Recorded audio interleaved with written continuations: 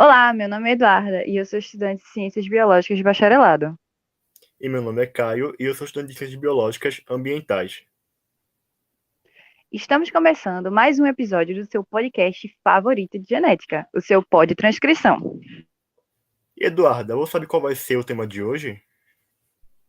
O tema de hoje engloba diversos universos, tendo como partes norteadoras o universo biológico e o computacional. Como assim? O que a computação ela agrega na biologia? Você já parou para pensar quantos nucleotídeos existem em um único genoma? Certamente, eles são milhões ou melhor, são bilhões, né? Mas ainda não entendi onde você quer chegar com isso. Então, imagina como seria processar bilhões de informações em um curto espaço de tempo e com qualidade, sabendo que um ser humano vive em média 76 anos. Você acha que a gente teria tempo para analisar tudo isso? É bastante desafiador. E é uma grande oportunidade. Para todo grande problema, existe uma grande solução. E como campo para solucionar essa problemática, surge a bioinformática. Mas o que é a bioinformática? Para alguns, um meio, para outros, o fim. A definição eu vou deixar para sua reflexão e a de todos os ouvintes. Mas, independente do que seja, ela foi e ainda é uma revolução e, e parte de um momento histórico. Bem, e como essa bioinformática ela é estudada? Ela é dividida em algumas áreas? Ótima pergunta. A bioinformática é dividida em duas vertentes. A primeira é chamada de tradicional ou clássica, e a segunda é conhecida como estrutural. Incrível, mas você poderia falar mais sobre essas duas vertentes dentro da bioinformática? Claro que sim, a bioinformática clássica aborda problemas principalmente voltados a sequências de nucleotídeos e aminoácidos, como os estudos de comparações entre as sequências e os de caracterização de relações evolutivas. Já a bioinformática estrutural, ela aborda questões biológicas em uma visão tridimensional, ou seja, ela utiliza várias técnicas de modelagem molecular e química computacional, como podemos ver nos estudos de obtenção de modelos 3D de proteínas. Então, como podemos entender um pouquinho, a bioinformática ela envolve um campo de estudo bem amplo e de grande contribuição para desvendar os mistérios que envolvem passagem de informação biológica.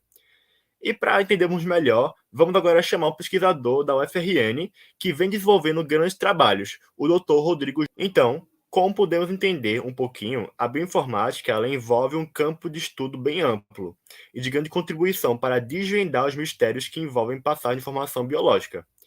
E para entendermos melhor, vamos agora chamar um pesquisador da UFRN que vem desenvolvendo grandes trabalhos, o Dr. Rodrigo Giuliani Dalmolin.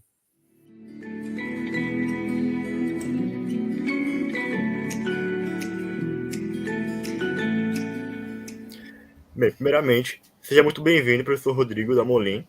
É uma honra ter o senhor aqui com a gente nesse episódio e justamente um ramo da biologia que o senhor domina, que é a bioinformática. Mas antes da gente entrar na bioinformática propriamente dita, você poderia falar um pouco mais sobre o que é a bioinformática e as suas áreas de atuação, como ela atua dentro da biologia, como ela pode ser expandida? Bom dia, Caio. Bom dia, Eduarda. Bom dia, professora Vilma. Em primeiro lugar, obrigado pelo convite. É um prazer estar aqui falando com vocês. Bem, a bioinformática é uma área relativamente jovem da ciência, né? Então, ela é uma área estritamente multidisciplinar. Ela envolve tanto, obviamente, o conhecimento biológico da área biológica como um todo, das ciências biomédicas, como conhecimentos de informática também. E a aplicação dela é crescente, né? Se a gente for ver do ponto de vista histórico, com as primeiras técnicas de sequenciamento de DNA, a gente começa a ter uma geração muito grande de dados, e essa geração de dados começou a necessitar uma capacidade computacional cada vez maior para que a gente pudesse lidar com esses dados. E isso foi se ampliando e ampliou de forma exponencial a partir dos anos 2000, com um avanço tecnológico, né? Então, a gente tem um avanço do ponto de vista técnico muito grande.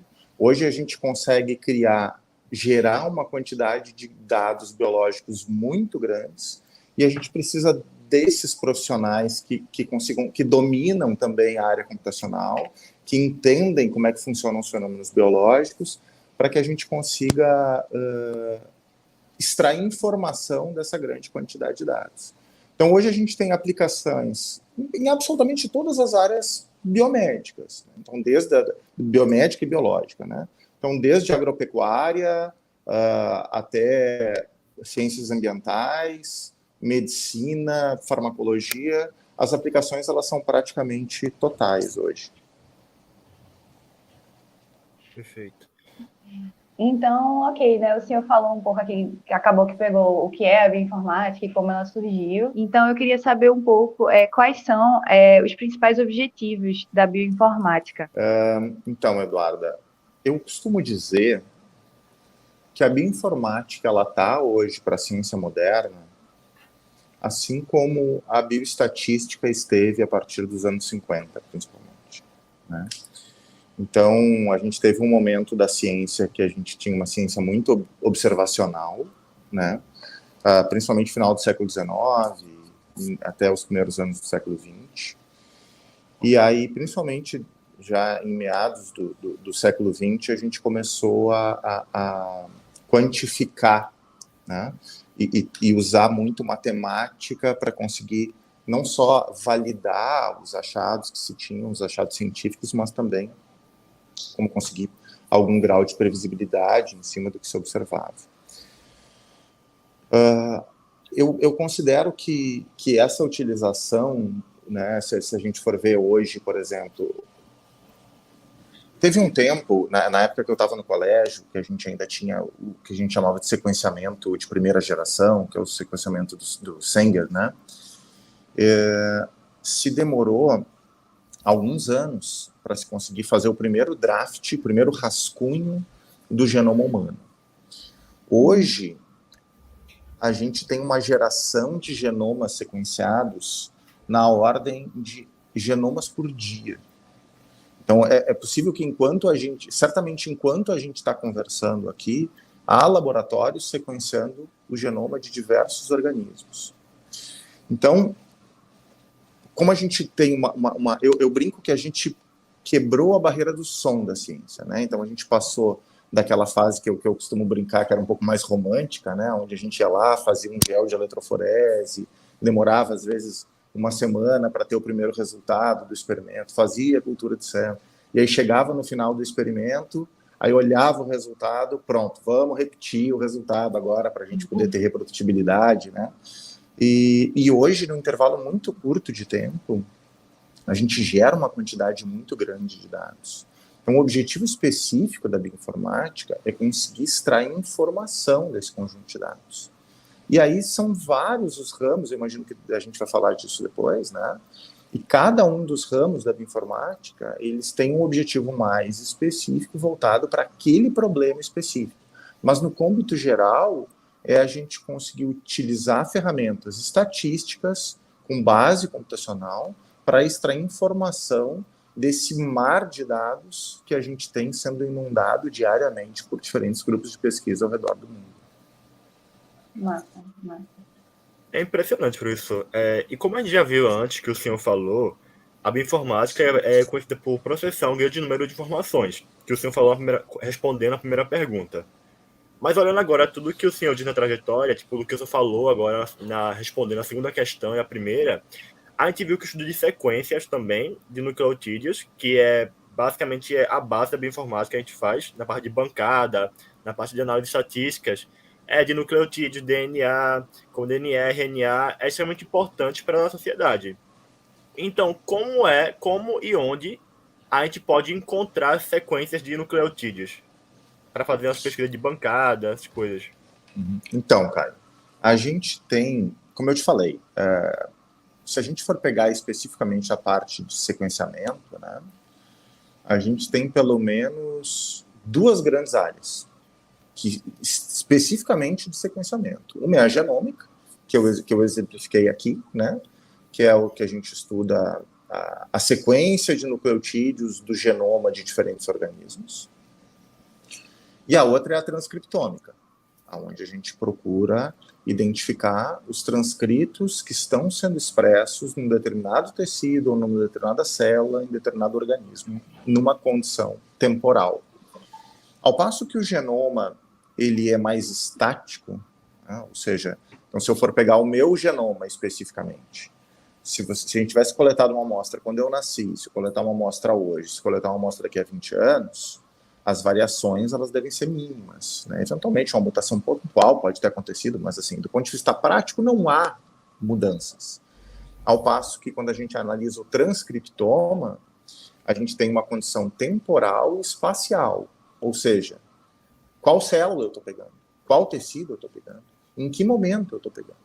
Se eu estou alimentado, se eu estou em jejum, se eu estou estressado, se eu estou com sono, se eu estou fazendo uso de uma medicação. Então, o nosso transcriptoma, ele é muito mais dinâmico, né? E aí a gente tem bancos de dados. Bem, aí tem duas formas, né? Ou a gente pode sequenciar mesmo, né? Então, a gente vai lá, faz todo o trabalho de bancada. Se é o genoma, por exemplo, extrai DNA de forma clássica, estoura núcleo, coleta DNA, e aí prepara as bibliotecas e manda sequenciar, ou sequencia no laboratório, né? Então a gente tem várias tecnologias de sequenciamento hoje. E cada ano surgem tecnologias mais modernas que entregam um produto ou de melhor qualidade, ou mais rápido, ou mais fácil de ser processado, que tem esses três eventos. Entretanto, a gente também tem uma quantidade muito grande de material disponível em bancos de dados públicos. Eu, por exemplo, eu baseio a minha carreira, eu trabalho com bioinformática, eu sou biólogo de formação, né? Então eu venho eu sou bioquímico, na verdade. Eu fiz a minha graduação em biologia e mestrado, doutorado, pós-doutorado na área de bioquímica, e aí eu comecei trabalhando com biologia de sistemas. Então, a minha área específica é biologia de sistemas, a gente pode conversar um pouquinho sobre ela, se for interesse de vocês. E eu trabalho com isso há mais de 15 anos. E a minha carreira, ela é baseada em dados públicos. Então, a gente tem hoje diversos repositórios que são mantidos por instituições de pesquisa ao redor do planeta que disponibilizam dados públicos, sequências de diferentes organismos ou dados de transcrição de diferentes organismos, onde a gente consegue utilizar esses dados para desenvolver as nossas pesquisas. Porque, de novo, como a geração de dados ela é realmente muito grande e ainda há uma carência de profissional na área de bioinformática, principalmente pelo caráter multidisciplinar, né?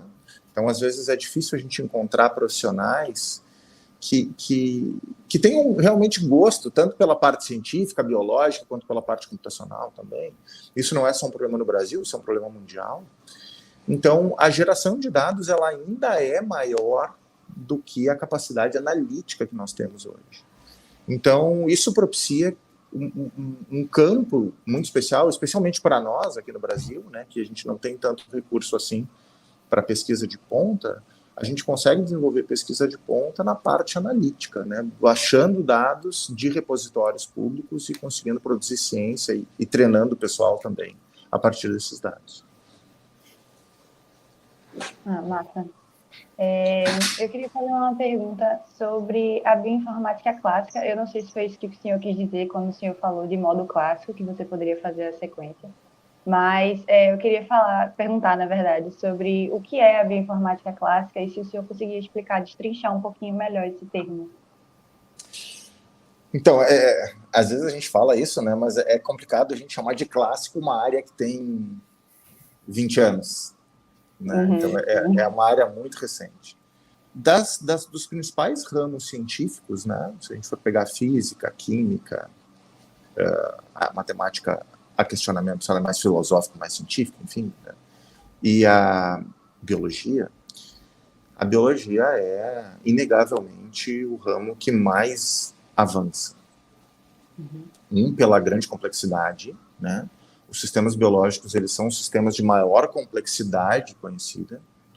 Então, a gente tem a questão de vários níveis hierárquicos de muita complexidade.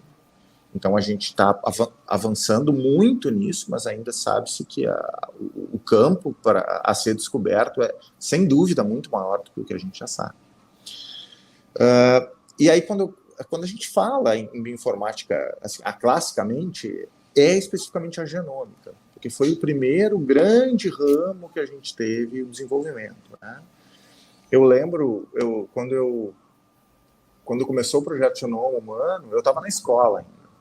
Eu lembro na escola de se falar muito do genoma humano e o quanto isso conseguiria trazer de respostas, né? Obviamente, isso trouxe muitas respostas, mas, sem sombra de dúvidas, trouxe um número muito maior ainda de perguntas. E a gente está atrás de responder essas perguntas. É engraçado que até a década de 90 a gente falava no genoma humano. Hoje nós falamos nos genomas humanos. Então, ao passo que antes a gente queria saber exatamente o que cada pedacinho da nossa sequência de DNA fazia, hoje, além disso, que ainda há muito que se descobrir, né, exatamente qual é a funcionalidade de cada gene, né, exatamente uma pergunta, por exemplo, que ainda não há resposta objetiva, é quantos genes nós temos. Se vocês perguntarem para um pesquisador assim, quantos genes existem em Homo sapiens? Não há uma resposta objetiva de número fechado para isso. Porque o próprio conceito de gene, ele flutua. Então, quando a gente começou na genômica, era basicamente a gente tentar entender, desvendar qual era as sequências de bases nitrogenadas, sequência de nucleotídeos que a gente tinha no nosso DNA. Hoje, a gente está muito atrás da variabilidade que há entre as diferentes populações humanas, né? Então, por exemplo, se a gente for pegar os dados que a gente tem públicos hoje de sequências de humanos, né, eles são muito baseados em genomas europeus, em genomas do norte da América, alguma coisa de genoma asiático também. Mas as populações ameríndias nativas, por exemplo, são muito subrepresentadas. Populações nativas africanas têm uma representação um pouquinho menor, mas ainda são muito subrepresentadas. Especificamente no nosso caso, aqui no Brasil, que é um país de tamanho continental, estritamente miscigenado, né? A gênese do nosso país vem da miscigenação. A gente sequer sabe qual que é o percentual relativo de diferentes populações originárias que compõem o nosso genoma. Então, a gente está muito atrás disso, saber exatamente quais são as variantes que a gente tem no nosso genoma que podem ser associados a determinadas condições, né, desde de condições morfológicas até propensão a diferentes patologias. E a gente sabe que, à medida que a gente conseguir desvendar essas informações, a aplicabilidade que isso tem em saúde, não só do ponto de vista de medicina personalizada, que é uma área que cresce muito, mas também o que é mais importante do ponto de vista nacional, creio eu, que é a gente entender o cômputo genético da nossa população para poder aplicar políticas de saúde que sejam mais adequadas às eventuais fragilidades que a gente possa apresentar, né, do ponto de vista genético. Não sei se eu respondi a tua pergunta, Eduarda, mas é mais ou menos essa a história, é a genômica propriamente dita, assim, que a gente considera como o início, o marco inicial da bioinformática, né? Isso, deixa eu aproveitar e também tocar num ponto, né, que assim, quando você falou que a gente está passando de um estágio em que, além de ter as sequências, já estamos buscando uma variação que existe, concordo mesmo que a gente tem muitos grupos que ainda precisam ser estudados aqui no Brasil e no mundo todo. Existe também a vertente na bioinformática em que a gente já pode também estudar as proteínas, né, como que estaria o funcionamento dela. Então, como que você vê? A gente também já está chegando nesse ponto ou ainda temos um caminho bem longo ainda para percorrer até chegar nelas? Bem, Vilma, em primeiro lugar, sempre temos um caminho longo. Isso é qualquer área, como eu falei, qualquer área das ciências biomédicas em geral, nós temos um caminho muito longo porque é de uma complexidade ímpar. Do ponto de vista de proteína, então, como eu falei anteriormente, a gente tem diversas áreas, né, sub-áreas dentro da bioinformática. Então, nós temos a genômica, que a gente falou um pouquinho, a gente tem a transcriptômica, que é muito associado à condição funcional também, e a gente tem a proteômica, entre outras, né? Aí tem metabolômica, que é a interação de tudo isso, né? A questão é, Eu não sou especialista em proteômica, né? Nós temos aqui um colega na bioinformática. Depois, provavelmente, a gente vai poder falar um pouquinho daqui, né, de Natal, da nossa pós-graduação aqui em Natal, mas nós temos um colega aqui, que é o professor Gustavo Souza, que é um dos maiores especialistas em bioinformática de proteínas do Brasil, sem dúvida, e certamente um dos principais do mundo. O professor Gustavo, ele trabalha especificamente nessa área. Qual que é a dificuldade que nós temos do ponto de vista de analisar o proteoma quando comparamos com o transcriptoma e com o genoma? São as limitações técnicas, né? Então, começando que quando a gente fala em nucleotídeo, a gente tem virtualmente 4 bases. Modificações e tudo mais, né? Transcrição é um pouquinho diferente, porque a gente tem substituições, né? A gente tem desoxirribonucleotídeos e ribonucleotídeos, então muda um pouquinho, mas basicamente a gente está falando ali em 5 bases, vamos dizer assim, né? Ao passo que quando a gente fala em proteína, nós temos 20 aminoácidos. As bases são muito parecidas entre si, então a estrutura delas é relativamente parecida. Perto, quando a gente compara com a complexidade que há em aminoácidos. Então, proteínas são moléculas extremamente mais complexas do que nucleotídeos. Na verdade, assim, se a gente for pegar em escala de complexidade, o DNA é a molécula menos complexa do ponto de vista estrutural, né? Ele tem algumas variações estruturais, mas ele é relativamente monótono. A dupla hélice é a principal forma estrutural. Há outras formas. Tripla hélice, há outras conformações. Mas a dupla hélice é a principal forma.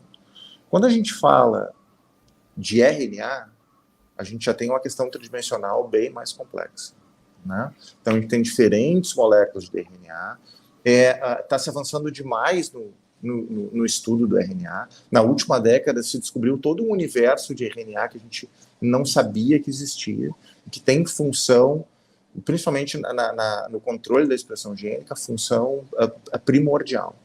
Quando a gente fala para proteína, a gente tem uma complexidade estrutural muito grande pela natureza das proteínas, por ter 20 aminoácidos principais, por esses 20 aminoácidos terem muitas modificações, o que aumenta consideravelmente. Então ele pode estar fosforilado, ele pode estar defosforilado, ele pode estar metilado, então ele pode ter um carboidrato ligado nele, ele pode ter um lipídio ligado nele, então aumenta muito a complexidade. E a complexidade espacial aumenta muito. Ao passo que boa parte do nosso DNA está lá dentro do núcleo, tem DNA mitocondrial também, mas está lá dentro do núcleo. Ao passo que o RNA a gente tem muito no núcleo, tem no ribossomo e tem bastante no citosol também, já aumenta um pouquinho a complexidade espacial. A proteína, a complexidade espacial é muito maior. Porque a gente tem proteínas que são solúveis, que são fáceis de extrair, uma quantidade muito maior. E a gente tem proteínas que são, por exemplo, se a gente for ver do ponto de vista de funcionalidade, proteínas de membrana são alguns dos principais efetores do fenômeno biológico estão na membrana plasmática. Então a gente tem receptores, por exemplo, que tem uma parte que está para fora da membrana, tem uma parte que está intramembranar, tem uma parte que está para dentro do citosol. Então tem partes hidrofóbicas, hidrofílicas. Para a gente conseguir extrair isso, já é mais complexo. E o sequenciamento, ele é um sequenciamento principalmente feito por espectrometria de massas, que é uma técnica que tem avançado muito, mas o processamento, o throughput, que a gente chama dessa técnica, ela é muito menor, ela processa uma quantidade muito menor por unidade de tempo do que as técnicas de sequenciamento de nucleotídeos. Então, se avançou muito na proteômica, mas ainda está muito distante, tecnicamente falando, do que a gente tem com genômica e com transcriptômica. Foi muito bom ouvir tudo que você falou sobre a escassez que a gente tem de informação do genoma mundial no geral, porque a gente tem pouca informação sobre o genoma brasileiro, que se baseia muito no padrão europeu, no norte-americano. Você falou também sobre sequência de nucleotídeos, aminoácidos.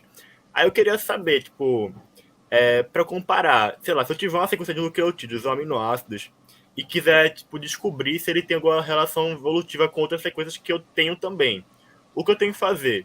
Eu ouvi falar que tem algo chamado BLAST, que também tem no NCBI, que é como você falou também do banco de dados públicos. E o que seria esse BLAST? Mais ou menos. Perfeito. Então, Caio, o BLAST, ela é uma ferramenta, a primeira ferramenta que realmente ganhou notoriedade, é uma ferramenta computacional, né, de alinhamento de sequências, de comparação de sequências. Hoje, ela ainda é uma das melhores do ponto de vista de acurácia, né, mas hoje a gente tem várias outras ferramentas, vários outros alinhadores e pseudo-alinhadores também, que têm uma eficiência maior. Então, eles são mais eficientes, porque quando a gente começou a trabalhar com BLAST, quando surgiu o BLAST, a gente ainda não tinha o que a gente chama de sequenciamento de nova geração. Então, a gente trabalhava com sequências pequenas, na maioria das vezes. Ele se usava muito para buscar sequências para o PCR, né? Então, a gente queria amplificar um gene específico. Hoje, por exemplo, a gente precisa ter uma capacidade de alinhamento muito grande. Então, por exemplo, só para terminar de explicar o que é o BLAST e falar da evolução, né, desses alinhadores. Então, o que a gente... Quando a gente vai comparar, por exemplo, sequências de diferentes organismos, imagina só, eu tenho, sei lá, a cadeia alfa da hemoglobina, né? Nós humanos temos. Então, a nossa é muito parecida, provavelmente a mesma, de um ser humano para o outro. Pode ter alguma variante e tudo mais. Se a gente pegar um outro animal, um outro mamífero, por exemplo, o cão, ele também tem hemoglobina, ele também tem cadeia alfa da hemoglobina. Entretanto, eu não sei exatamente qual que é a similaridade que há entre a cadeia alfa de hemoglobina de cão e de humano, mas é provável que ela não seja exatamente a mesma sequência, né? São espécies diferentes, então são genes que a gente chama de genes ortólogos, que eles têm eles derivam de um mesmo gene ancestral, e eles têm uma similaridade funcional e estrutural. Então, se a gente for pegar a proteína, que é o produto desse gene, ela tem homologia de estrutura primária, secundária, terciária, e muitas vezes ela compõe uma estrutura quaternária também homóloga, né? E ela faz a mesma função. Entretanto, ela não é exatamente a mesma, porque a gente pode ter mutações pontuais, a gente pode ter deleções de nucleotídeos durante o processo de especiação, né? E a gente pode ter inserções de nucleotídeos. E os alinhadores, eles precisam ser eficientes para lidar com esse quebra-cabeças, né? Para a gente conseguir pegar uma sequência, comparar com outra, e a gente ter o que a gente chama de grau de similaridade. Então, a gente diz assim, olha, o grau de similaridade entre essas duas proteínas é tanto. Isso quando a gente analisa gene a gene, especificamente. Entretanto, hoje, quando a gente faz um genoma, por exemplo, eu sequencio um transcriptoma humano, eu preciso alinhar todos esses transcritos que foram sequenciados com o meu transcriptoma de referência. Então, é diferente de eu ter uma única, um pedacinho pequeno, uma sequência pequena de nucleotídeos. E aí a gente precisa lançar mão de ferramentas que sejam mais eficientes, que computacionalmente consigam entregar numa velocidade maior do que o BLAST. Às vezes, o que pode acontecer é a gente perder um pouquinho em acurácia. Entretanto, o ganho de velocidade de processamento, ele acaba preponderando nesses casos. Se a gente for pegar uma coisa um pouco mais extrema, a gente tem toda uma área da bioinformática que se chama metagenômica. A metagenômica, ela revolucionou a microbiologia. A microbiologia, ela pode ser dividida em antes e depois do metagenoma. Antigamente, a gente tinha, para a gente conseguir saber se existia um micro-organismo vivendo em algum ambiente qualquer, a gente precisava isolar esse micro-organismo e cultivar esse micro-organismo. Entretanto, há muitos micro-organismos que não são cultiváveis. E aí a gente perdia, não sabia sequer da existência deles. O que a gente faz hoje? A gente retira uma amostra, seja ambiental, seja de paciente, seja o que for, extrai DNA total dessa amostra e amplifica total, e sequencia total essa amostra. Então, a quantidade de alinhamentos que a gente precisa fazer, porque a gente sequer sabe o que a gente tem ali. Então, é diferente de quando eu tiro uma amostra humana e eu alinho isso contra o genoma humano ou contra o transcriptoma humano, dependendo do que eu sei o que eu vou encontrar. quando eu tenho uma amostra de metagenoma, eu posso ter milhares, dezenas, centenas, eventualmente milhões, dezenas de milhões de micro-organismos numa determinada amostra, e eu preciso comparar cada trecho que eu sequenciei com um banco de dados de todos esses organismos. Se eu for fazer isso por BLAST, não tem como, entendeu? Ele não é eficiente do ponto de vista de capacidade computacional para a gente conseguir fazer esse tipo de coisa. E aí a gente lança a mão, por exemplo, de pseudo-alinhadores, que usam uma coisa que a gente chama de heurística, que é um atalhozinho para conseguir, um atalho computacional para conseguir aumentar a eficiência e entregar com uma resolutibilidade boa dentro de uma velocidade factível. Não sei se eu respondi a tua pergunta. Respondeu, sim. Ok, eu queria fazer uma pergunta que ela já é um pouco assim fora da teoria da bioinformática, é algo mais prático para quem está começando agora, sabe? Então, o que é que seria importante para o estudante de graduação ou que está começando a ver esse universo da bioinformática ter ou fazer para poder realmente entrar nessa área? Se eu conseguiria responder. Bem, Eduarda, é a coisa que o mais importante para a bioinformática é o que é o mais importante para qualquer área da ciência, é curiosidade.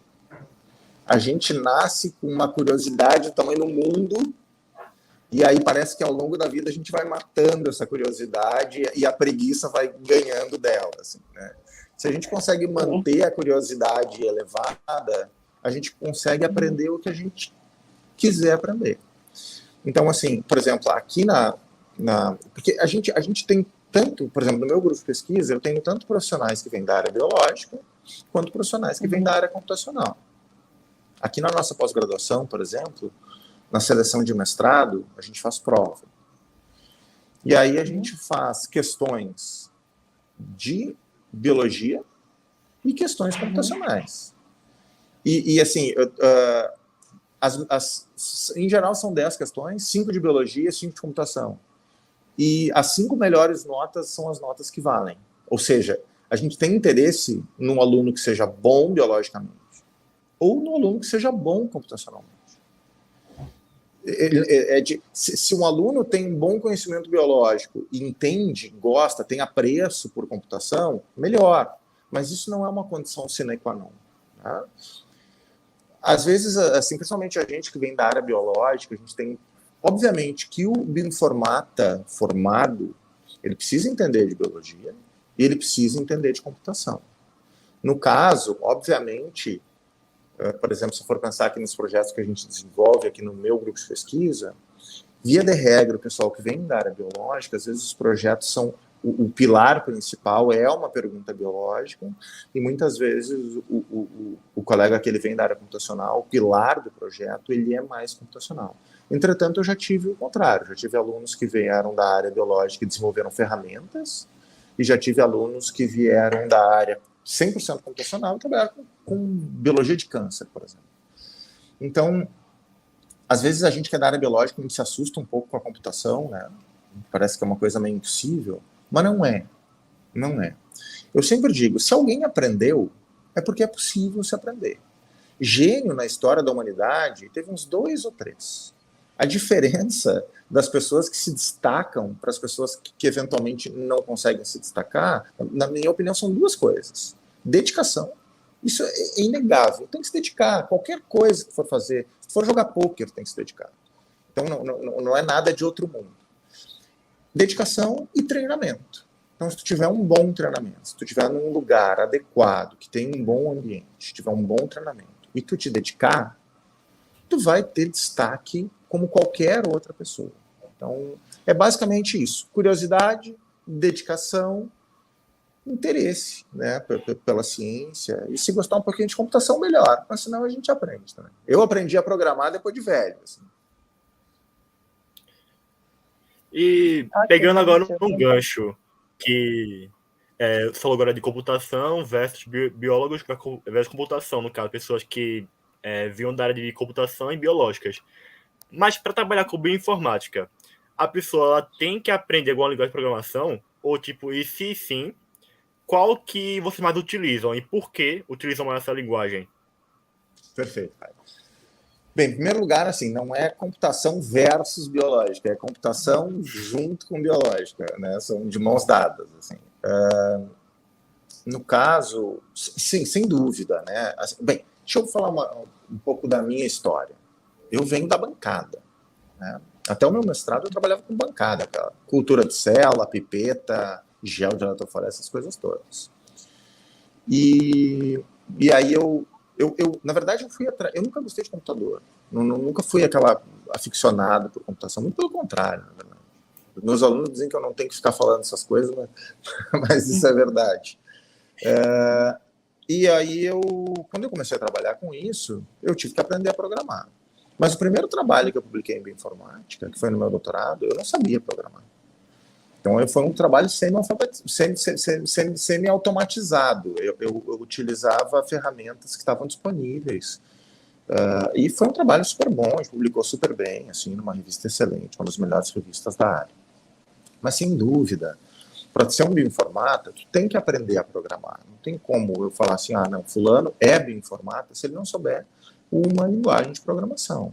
Porque isso é uma ferramenta fundamental para a gente, né?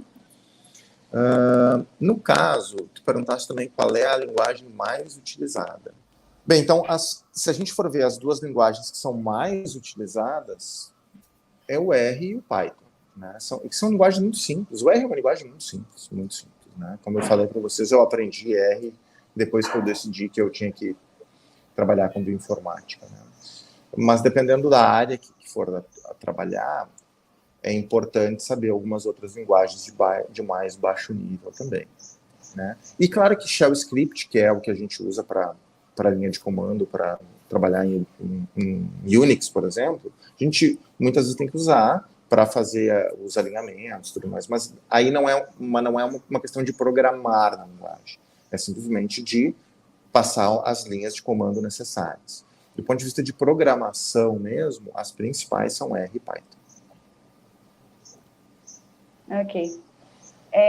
Eu queria saber como é que o senhor vê a bioinformática no Brasil, e quais são os principais centros, se aqui já já está uma ciência mais difundida, ou se o senhor acha que mais no exterior ela aparece com mais frequência do que aqui mesmo no Brasil. Perfeito, Eduarda. Bem, a gente teve... Eu vou falar um pouquinho do histórico da bioinformática no Brasil, para que a gente consiga situar a posição que nós estamos hoje, né? Então, o primeiro, o que a gente chama de marco inicial da bioinformática no Brasil, né, ele vem com principalmente o sequenciamento da Xilela, que foi capa da Nature nos anos 2000. Foi o primeiro grande projeto de bioinformática desenvolvido no Brasil, né? Então, a partir daquele momento, onde a bioinformática já se mostrava uma realidade, houve um investimento público para se fundar pós-graduação de bioinformática no Brasil, que não havia, né? Então, foi induzido pela CAPES, foi um edital de indução, e foram fundadas no início dos anos 2000, se não me engano, 2002, as duas primeiras pós-graduações de bioinformática no Brasil, que foi a UFMG, que hoje é a mais tradicional do Brasil, é a nota 7 na CAPES, né, que tem a nota mais alta, e a da USP, que é um excelente curso também, que hoje também tem mestrado e doutorado em bioinformática, é nota 4 na CAPES hoje, né? Então, isso foi em 2002. E aí ficou relativamente restrito, né, a parte do Sudeste, né? Então, era uma em Minas Gerais e uma em São Paulo. No final dos anos 2000, houve a fundação do terceiro curso de pós-graduação em bioinformática no Brasil, se não me engano foi 2009, que foi com a fundação do programa de pós-graduação em bioinformática da Universidade Federal do Paraná, que era só um curso de mestrado, tá? E acho que foi 2011, 2012, não tenho certeza, teve a quarta, que foi da UFTPR, que é da Tecnológica do Paraná também, que era também um curso de mestrado.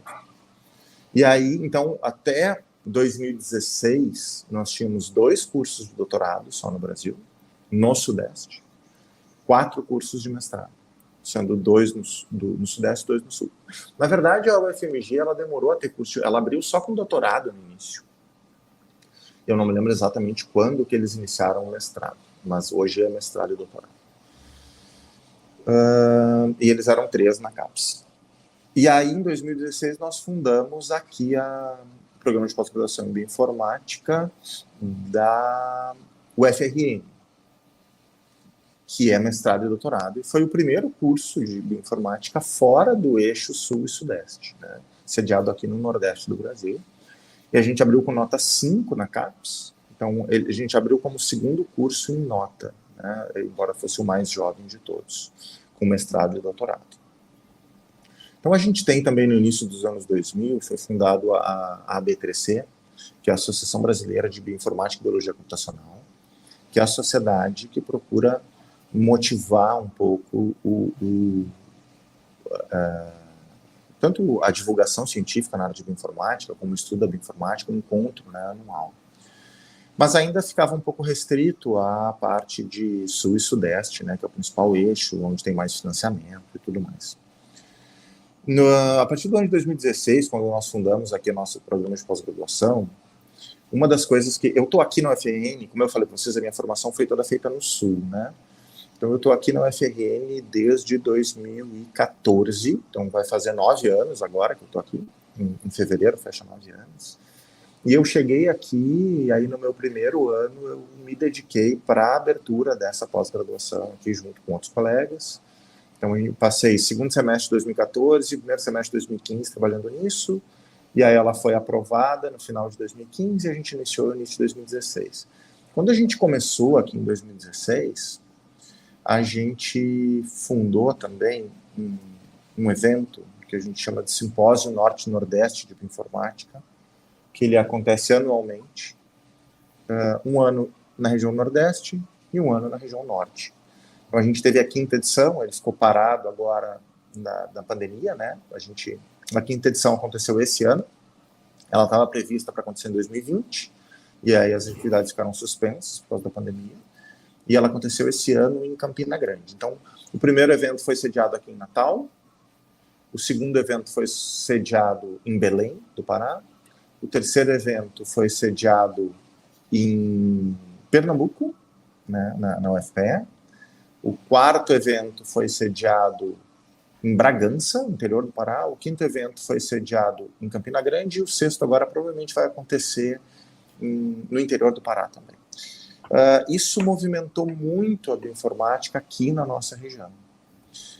A nossa região, se a gente for pensar historicamente, ela foi por muitos anos negligenciada, né? Então a gente teve um aumento de investimento, principalmente no início dos anos 2000, mas a gente ainda tem um recurso relativamente escasso quando a gente vai comparar com estados maiores, né? Como por exemplo São Paulo, Minas Gerais, que são estados que têm tem um PIB maior e, consequentemente, as fundações estaduais de amparo à pesquisa, elas fornecem um aporte maior, né, na nossa realidade, que é completamente diferente, né? Se a gente for pegar o Rio Grande do Norte, por exemplo, o Rio Grande do Norte tem 3 milhões de habitantes, é menos de um bairro de São Paulo.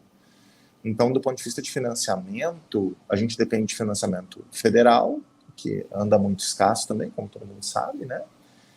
E só. Então, a gente tem um ecossistema propício para a bioinformática. Porque a bioinformática, na área biológica, a gente consegue trabalhar a um custo muito baixo. E a gente tem um histórico muito importante aqui de ciências da computação. Sabidamente, né? Rio Grande do Norte é muito forte, Pernambuco é muito forte, Paraíba. A gente tem polos, Campina Grande é um polo, Natal é um polo, Pernambuco é um polo, né? Só se a gente pegar esses nossos 3 estados aqui que são super próximos, né? Então a gente já tem uma estrutura propícia, um ecossistema pronto para que a gente consiga recrutar profissionais dessa área e fazer uma formação forte de recursos humanos. E a questão é que a gente tem exportado muito recursos humanos, né? Isso é positivo, porque, por exemplo, se eu for falar do meu grupo de pesquisa, eu não tenho absolutamente nenhum egresso meu que esteja desempregado. Todos os meus egressos estão colocados no mercado de trabalho porque tem uma escassez muito grande desses profissionais e a gente consegue ter uma formação de recursos humanos de alta qualidade aqui no nosso programa de pós-graduação. E a maioria dos meus egressos, na verdade todos, eles estão alocados na iniciativa privada. E muitos em empresas de fora do país. Então, a absorção que tem, como eu falei no início, a gente tem uma carência de profissionais não só no Brasil, a gente tem uma carência de profissionais no exterior. Então tem uma demanda muito grande fora do país. E às vezes a gente não consegue absorver esse profissional aqui, porque esse profissional ele acaba sendo... Veja bem, o bioinformata, ele é muito comum ele trabalhar em grupos interdisciplinares. Então aqui, como a gente tem uma pós-graduação em bioinformática, o meu grupo de pesquisa é só de bioinformáticas. Mas é muito comum, por exemplo, tem uma egressa aqui que foi trabalhar na João Magalhães agora aí. Então ela é a bioinformata que vai trabalhar numa equipe multidisciplinar. Tem um outro egresso que está trabalhando no LACEN da Paraíba. Ele é o bioinformata que vai trabalhar num grupo multidisciplinar. Então a gente precisa ter os grupos fortes, seja de hospitais que investam nesse tipo de tecnologia, seja de centros de pesquisa, seja na universidade, seja na academia, ou empresas também que trabalham com esse tipo de coisa. Então é comum esse profissional ele compor uma equipe multidisciplinar. Entretanto, esse perfil ainda é carente no Brasil. Esse perfil de infraestrutura, né, de hospitais, são poucos os hospitais, se a gente for ver proporcionalmente, que investem em tecnologia de sequenciamento, por exemplo. Né? Só que no exterior tem muito. E aí o que acaba é que a gente forma o profissional, investe recursos nesse profissional, tem um profissional de alta qualidade, e às vezes ele não consegue ser absorvido no nosso mercado interno. E aí ele vai para fora, ele vai ter um futuro profissional brilhante, na maioria das vezes, mas do ponto de vista nacional, né, a gente acaba formando recursos humanos que vão ser aproveitados em outros lugares. Não que isso seja ruim, mas o melhor será, não é nem seria, será, porque o que eu aposto que em breve a gente vai ter, será quando a gente tiver uma estrutura que consiga absorver esses profissionais aqui, porque aí, sem sombra de dúvidas, a gente vai conseguir alavancar todos os nossos setores. Não só saúde, como a parte de produção, de agropecuária, ambiental. A gente sabe qual é a riqueza ambiental que tem no nosso país, e a bioinformática ela é fundamental para a gente conseguir desvendar isso. Então, eu acho que na medida que a gente conseguir ter um investimento maior nessas áreas que são fundamentais para o desenvolvimento nacional, a gente vai ter esses profissionais prontos para conseguir contribuir de imediato. Bem interessante. Rodrigo, eu quero até fazer uma provocação.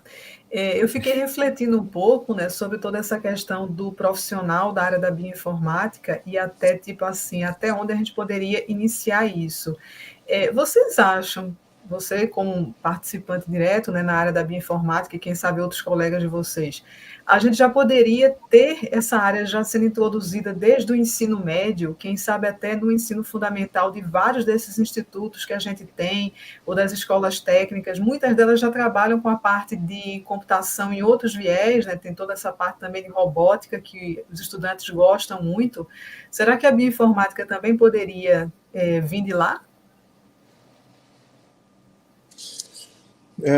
Excelente, Vilma. Eu acho que, assim, se a gente for ver qual que é a realidade hoje, a gente tem um problema já na graduação. Se a gente começar a ver na graduação, já vai ser um avanço importante, né?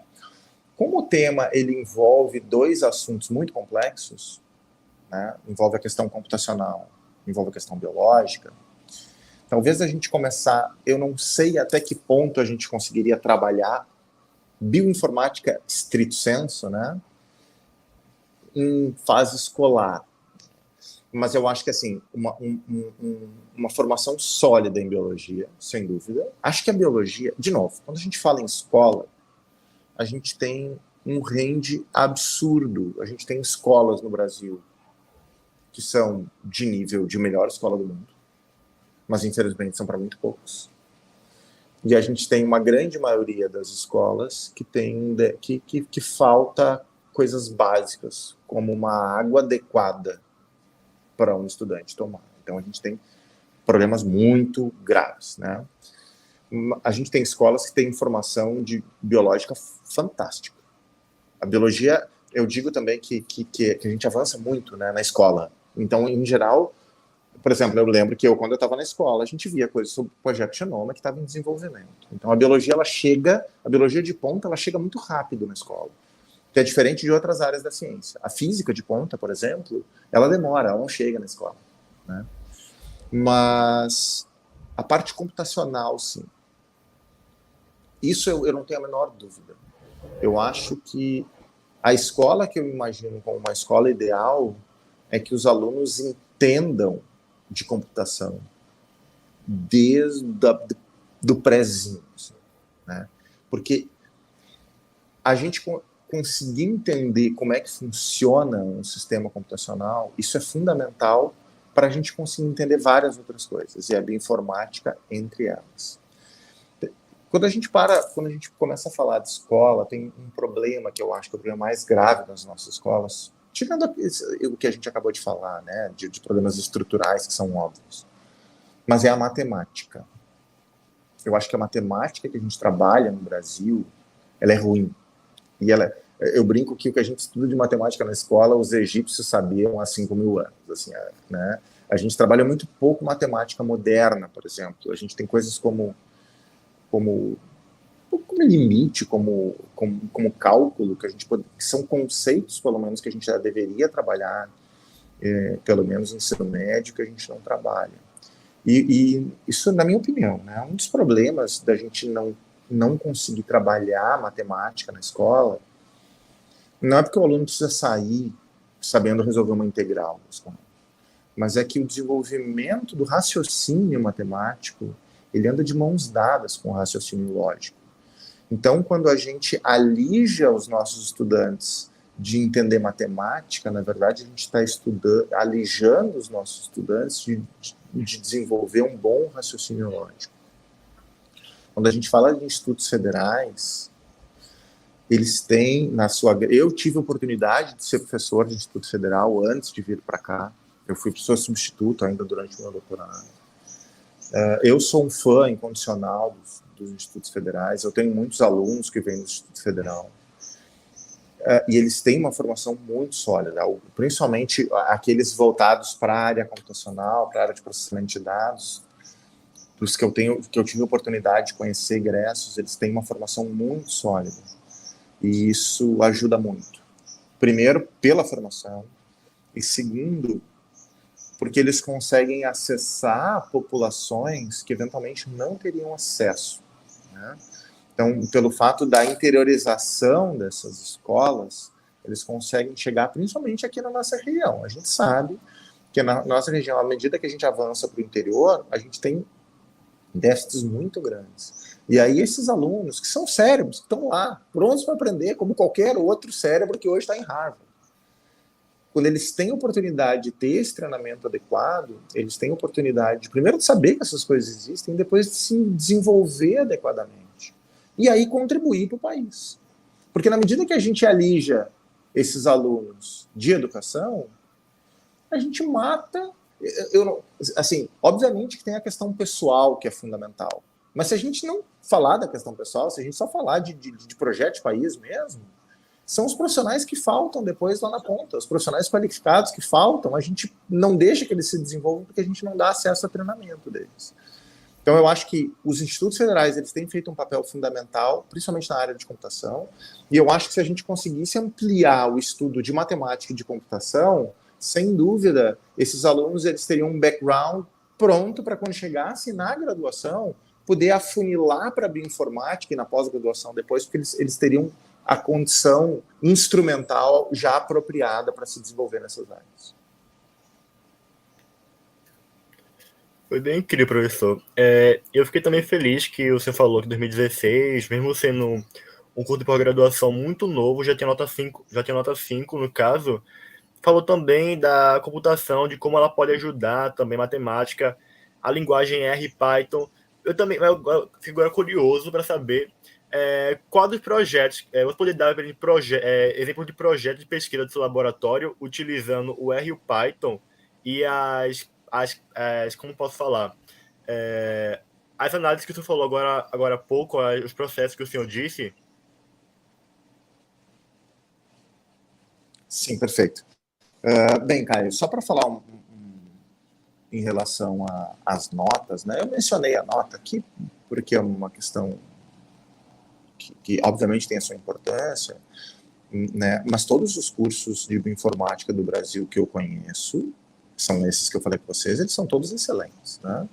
Conheço alguns melhor, outros um pouco nem tanto, né? Tem alguns que a gente tem um pouco mais de colaboração, mas eu conheço profissionais de todos eles e conheço egressos de todos eles, e são todos excelentes, né?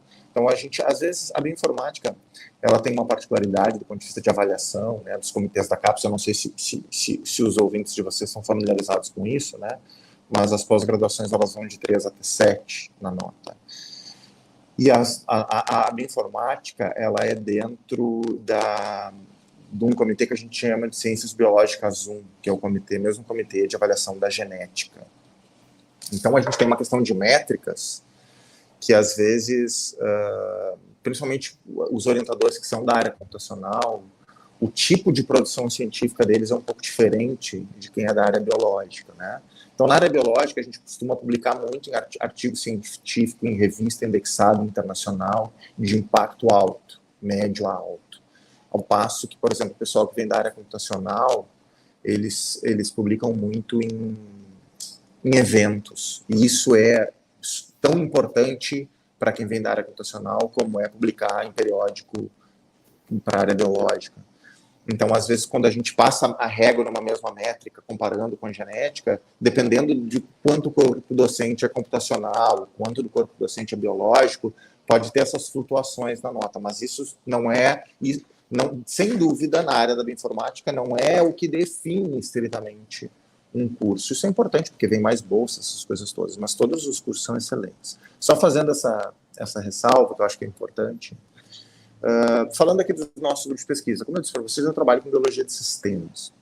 Eu venho da biologia de sistemas, né, que é uma área que ela surge um pouquinho diferente da genômica. Então, a genômica, ela vem do sequenciamento, lá, como eu falei para vocês, né. E a biologia de sistemas, por incrível que pareça, ela surge dentro da física, ela não surge dentro da biologia.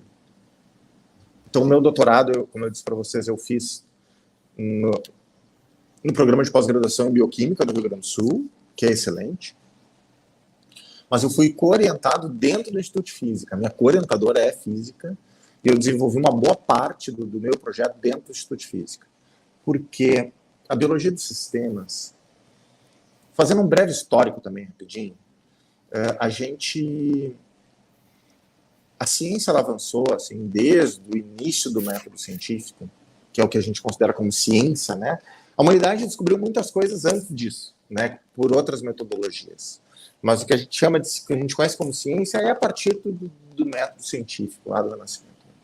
Então, a gente procura fazer uma metodologia que a gente chama de metodologia reducionista, que a gente pega um problema complexo e procura reduzir, isolar as variáveis para tentar entender as partes desse problema, né?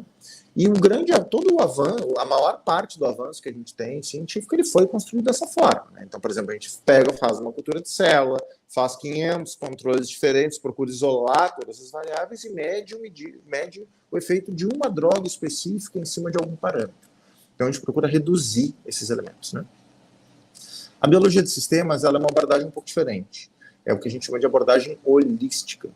A gente procura pegar o sistema na sua complexidade. Ao invés das partes dele, a gente procura pegar ele na sua complexidade. E aí a gente faz uma coisa que a gente chama de redução de dimensionalidade, que é basicamente procurar ver quais são os eixos de complexidade de um determinado sistema biológico que melhor explicam aquele sistema biológico. E aí entra muita estatística, entra muita computação, entra muita matemática, mas é basicamente essa a ideia. Então a gente trabalha nessa linha. A gente faz bastante coisa aqui, né? Porque a gente colabora com muita gente também, então a gente trabalha estritamente computacional, mas eu tenho, bota aí, pelo menos 3 eixos de pesquisa. Um que envolve metagenoma, que eu falei para vocês, que é a minha linha mais nova, e as minhas 2 linhas mais estabelecidas, elas envolvem análise transcricional, análise de transcriptoma, que eu falei para vocês. Então, a gente desenvolve ferramentas de biologia de sistemas para análise transcricional, a gente investiga fenômenos biológicos, principalmente doenças complexas. Então, dentro dessa análise transcricional, a gente trabalha muito com câncer. Agora, a gente tem trabalhado bastante também com doenças neuropsiquiátricas, que são doenças complexas que podem se beneficiar dessas abordagens, né? E também uma outra linha, que é a linha que eu desenvolvo desde o meu doutorado, que é a linha de evolução dos sistemas bioquímicos. Então, a gente procura, por exemplo, quando a gente pega um sistema bioquímico complexo, sei lá, um trabalho que eu desenvolvi no meu doutorado, né, a apoptose, por exemplo, que é um tipo de morte celular programada.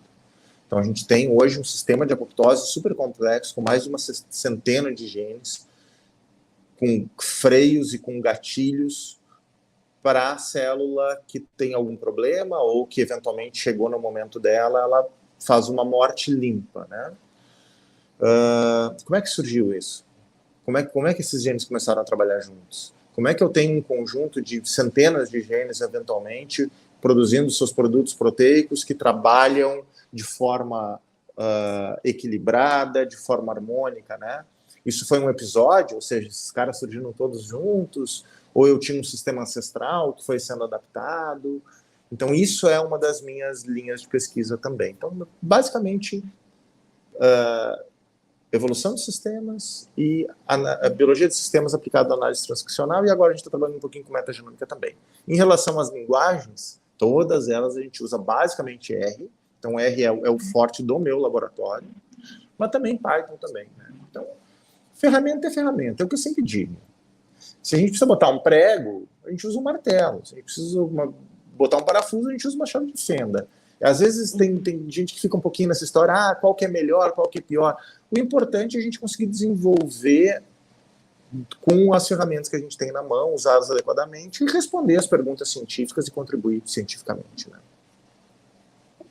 Ok, professor, obrigada. E a última pergunta para fechar o nosso encontro, que eu acho que é assim, a pergunta realmente de fechamento, é o que o senhor acha do futuro dessa área? O que é que o senhor acha que, assim, não só no Brasil, mas no mundo inteiro, e rumo à bioinformática... Eita, travou? Não, pode continuar, por favor. Só desculpa te interromper, Eduardo, eu acho que vocês vão ter que começar de novo. Porque começou a interferir de novo aqui. Vocês estão ouvindo, não? Sim. Tá pipocando um pouquinho, tá um pouquinho menos, mas... Deixa eu ver de novo aqui também. Tá bom. Piorou, eu acho.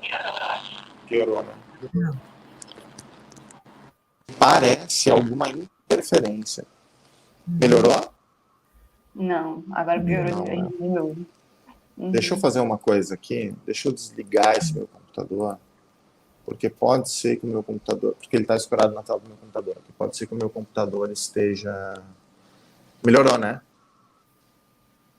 Ainda está com os estalos, mas está melhor. Mas se não conseguir, a gente continua. Como está finalizando. Tá. Vamos continuar, então. E aí, se piorar muito, a gente retoma. Pode repetir a tua pergunta, Eduardo?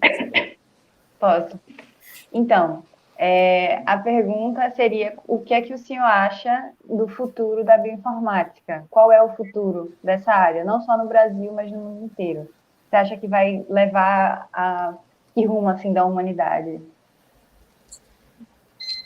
Bem, primeiramente, ela é uma área que tem evoluído demais, né? Então, se a gente for pensar, eu estou trabalhando com transcrição mesmo, eu estou trabalhando há 15 anos, um pouquinho mais. É a 4ª metodologia diferente que está assumindo protagonismo hoje, né? Então, o que a gente tem hoje metodologicamente, certamente vai se tornar obsoleto muito rápido. Eu imagino que a gente vai ter cada vez mais automatização de pipelines, de procedimentos, né, em bioinformática, não tem dúvida disso. Tem muita gente trabalhando forte nisso, porque hoje, para a gente fazer uma análise, o analista ele precisa entender o que ele está fazendo, né? Ele precisa saber passo a passo. Não é muito user-friendly, mas tem muitos grupos se dedicando a desenvolver pipelines praticamente automatizados, que o biólogo de bancada ele tem condição de chegar lá, colocar o dado dele e obter o resultado no final. Entretanto, como as tecnologias elas mudam muito, essa parte de desenvolvimento ela é uma parte que não vai parar nunca, né? E do ponto de vista de contribuição científica, aí eu não conto nem com a bioinformática propriamente dita, né? Mas com as ciências ômicas, que a bioinformática é um braço fundamental das ciências ômicas, né? Mas a gente falou aqui de transcriptoma, proteômica, metabolômica. Esse ramo, e a bioinformática é parte fundamental disso, porque é a parte analítica, sem sombra de dúvidas, ele está revolucionando o que a gente entende de sistemas biológicos, e essa revolução não está só no meio. A gente espera, por exemplo, se a gente for pensar só do ponto de vista de saúde, do ponto de vista de alimentação, do ponto de vista ambiental, esses 3 eixos, que são eixos que a gente não sabe qual é o tamanho da nossa biodiversidade hoje, né? Porque até muito pouco tempo, para se identificar uma espécie, eu precisava de um taxonomista que fosse especialista naquela espécie e que ele chegasse depois, eventualmente, eu tive colegas na graduação que era especialista em um grupo de anfíbios lá, especificamente, um grupo muito pequeno. Tinha um outro colega que era especialista em mirtácea. Ele era o cara, que é uma família botânica. Ele era o especialista de mirtáceas do Brasil. Então, hoje o que a gente faz? Né? Hoje a gente consegue pegar o organismo, sequenciar, fazer um tagzinho, como se fosse, a gente chama de barcoding, justamente, de fazer como se fosse um análogo ao código de barras pelo material genético desse organismo. E a gente consegue dizer o seguinte, a gente consegue fazer o escrutínio disso, é claro que a gente ainda depende, né, do especialista, mas com uma velocidade muito mais rápida, a gente tem uma capacidade de discernir muito mais rápido. Então a gente vai conseguir, se a gente tiver aporte financeiro e recursos para isso, a gente tem condição de escrutinar a nossa biodiversidade de uma forma factível, que sem utilização dessas ferramentas seria impossível, né? Isso é um ponto. Do ponto de vista agropecuário, sem dúvida, toda a parte de melhoramento, a parte de seleção, a parte de, por exemplo, identificar, uma coisa que se fala muito hoje, que até há pouco tempo não se falava, né, é a produção associada ao tipo de micro-organismo que a gente tem no solo. Então, dependendo do perfil de micro-organismo que a gente tem no solo, uma cultura pode precisar de mais ou menos fertilizante, de mais ou menos herbicida, ou em vez de eu trabalhar com essa cultura nesse local, eu trabalho com uma cultura num outro local, eu posso definir qual que é a variedade mais adequada dependendo do tipo de microbiota que eu tenho. Microbiota não se falava até pouco tempo atrás, né? Isso ainda há pouco investimento nisso, os produtores, por exemplo, ainda não enxergam isso como sendo uma coisa relevante, então talvez a gente precise realmente de investimento público para mostrar a relevância disso e aí isso ser incorporado. E da parte de saúde, eu acho que é a parte que mais óbvia, né, onde a gente tem mais divulgação científica a respeito, onde a gente tem mais reportagem fantástico falando, né? Então, a gente tem uma área que se chama farmacogenômica, por exemplo, que é de conseguir definir qual é o fármaco adequado dependendo de algumas características genéticas do indivíduo. Então, eu acho que, pelo menos essas 3 áreas, que são áreas de alta abrangência, elas vão se beneficiar muito nas próximas décadas. Muito, não tenho a menor dúvida disso. Ok, professor, muito obrigada pela participação. Eu acho que a professora Vilma ainda vai querer dar as últimas palavras. Assim, então a gente vai finalizando, Rodrigo, e deixa aqui um espaço caso você queira divulgar, né? Se vocês têm aí uma rede social, ou quem, como estudante, quiser te procurar, como é que pode ter um acesso? Uhum. Perfeito, obrigado. Bem, aqui nós somos do programa de pós-graduação em bioinformática, nós temos aqui a gente tem um centro de bioinformática, né? Que a gente chama de Biome, que eu sou o atual diretor, e dentro dele tem a pós-graduação em bioinformática, né, que foi que eu falei para vocês. Funcionamos aqui na Federal do Rio Grande do Norte. Como eu falei, a gente costuma... Uma das coisas que a gente percebeu aqui, né, eu estava falando lá no início, é que havia uma carência de eventos nesse sentido. Então, a gente tem 2 eventos que a gente faz. Um é o Norte e Nordeste Bioinformática, que eu falei para vocês, e nós temos o Natal Bioinformatics Forum, que é um fórum de bioinformática que acontece a cada 2 anos, onde a gente procura trazer mais profissionais do exterior, lideranças nas suas áreas. Ele vai acontecer no final de março, aqui em Natal, acho que é 28, 29 e 30, se eu não estou equivocado, aqui num hotel aqui na Praia de Ponta Negra. Então já tem vários nomes confirmados, eu gostaria de convidar todos. O nosso site aqui é bioinfo.frn.br. Deixa eu só pegar, porque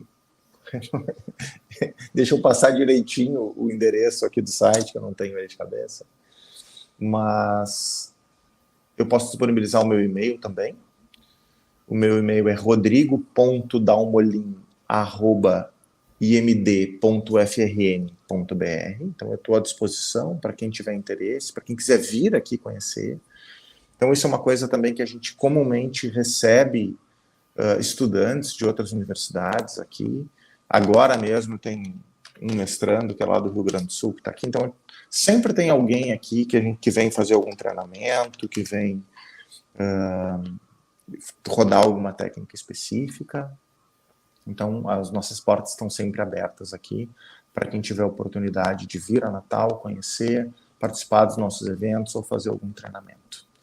Deixa só eu falar direitinho aqui qual que é o nosso endereço na internet, que aí tem absolutamente todos os... Só um minutinho.